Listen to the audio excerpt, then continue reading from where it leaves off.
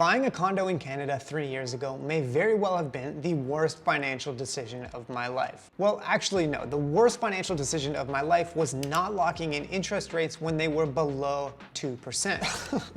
If you are like me and you have a variable rate mortgage, you're probably feeling the pain as much as I am. So let's have a group therapy session today, commiserate about how shitty this situation is, and then let's take a look at whether or not interest rate relief is in sight and what might be coming for the future of the Canadian real estate market. Back in around January or February 2022, I was just going around living my life, completely oblivious to the interest rate freight train that was barreling down the tracks. Back in those days, my mortgage had $398,000 outstanding and my interest rate was prime minus 1.2%, which at the time was a 1.25% interest rate. Imagine that, 1.25%. With that rate, my monthly mortgage payment was only $1,623. Honestly, it hurts me a little bit just to think about it. Now, if we fast forward to today, 10 Bank of Canada interest rate hikes later, my variable mortgage interest rate is 6%. 6. Actually, wait, I better refresh the page to make sure the Bank of Canada didn't hike rates again. Phew, okay, yeah, still 6%. But that means now that my monthly mortgage payment is $2,616 as opposed to $1,623. So that is a $1,000 per month increase in the price of my mortgage, all of which is now going towards the interest. And I know I'm not alone. Over the past year or so, we've seen countless stories of people that are now, as a result of this, struggling to make ends meet. They're having a hard time coming up with the mortgage payments, and they're potentially even at risk of losing their homes. And because of deteriorating market conditions, people that bought at the top, let's say about a year or a year and a half ago, especially if they didn't put down a large down payment, could potentially be in circumstances where their mortgages are underwater, meaning that the amount of the mortgage might actually be more than what the house would be worth today if they went and sold it. So honestly, knowing what other people are going through, even though my payments have personally skyrocketed, I know that I'm lucky because at least I'm still in a position where I'm not worried about being able to make those mortgage payments. And I absolutely feel for people that are struggling right now. The situation as it is not tenable over the long run. And if interest rates don't go down at some point in the near future, then cracks are going to start emerge. Cracks are already emerging, but they could grow even larger in the real estate market and in people's personal finances all across Canada. So now let's take a look at the likely outcomes for the near future. Are we in for a lot more pain, or will things get better soon?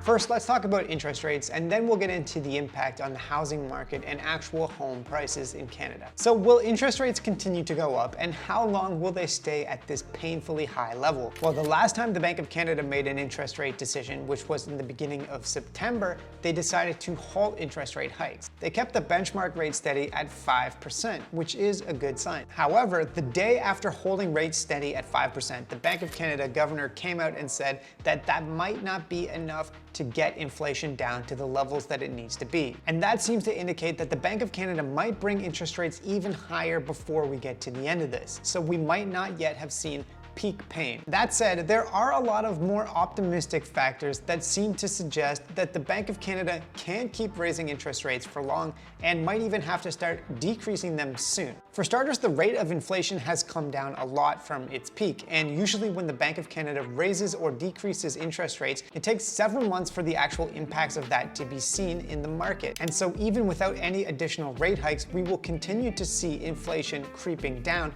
because of what's been done over the past year and a half. Reason number two is that mortgage rates going so high is actually now increasing the inflation figures because that's driving up the cost of housing.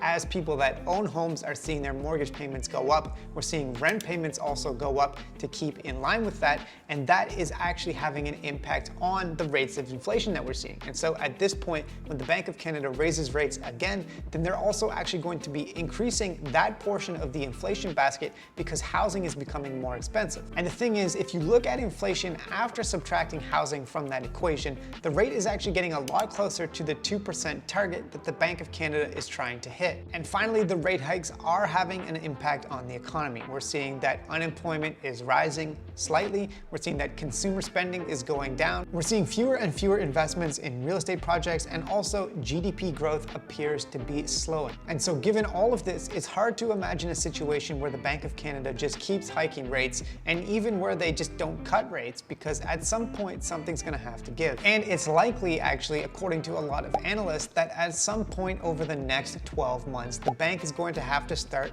cutting rates. Nobody knows exactly when. It could be the first quarter of 2024, or it could be the last quarter of 2024, but the consensus seems to be that there will be rate cuts at some point in the near future. And so understanding all of this, it seems like even though there might be a little bit more pain in the short term, there is a light at the end of the tunnel. Even if the bank starts cutting rates next year though, we are probably not going to see sub 2% for a very long time, if ever. This is the new normal. So what does this mean for the Canadian real estate market and housing prices?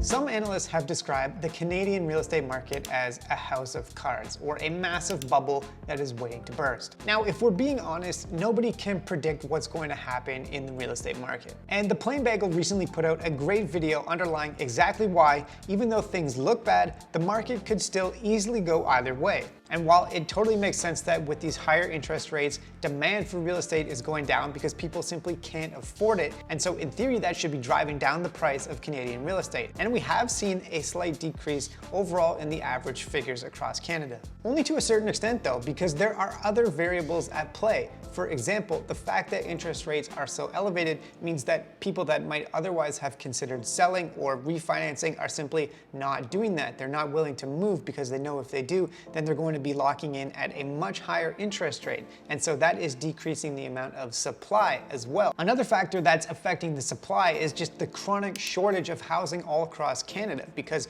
quite simply, there has not been enough investment in real estate to accommodate the growth of the Canadian population, especially when we factor in immigration, because there's hundreds of thousands of new Canadians that are coming to Canada and that want to buy a home, that want to invest in the real estate market. And so that is keeping demand elevated to a certain extent. And so there's multiple different pressures on supply and demand in the Canadian real estate market that makes things really hard to predict. And at this point, I would say that people considering buying houses should only do so, first of all, if they can come up with a sizable down payment so that they're not paying ridiculous amounts of mortgage interest, that they can afford the monthly mortgage payment, and they can afford increases and fluctuations in that monthly mortgage payment, and also if they're wanting to invest in Canadian real estate for the long term. Because given all of this uncertainty over the short to medium term, it's really impossible to know how things are going to shake out. And it's only really over a much longer time horizon, I think, that we can expect a return to stability in asset prices and growth in those asset prices. And so, fellow homeowners or aspiring homeowners, this is where we're at. It may have been a rough patch over the last year,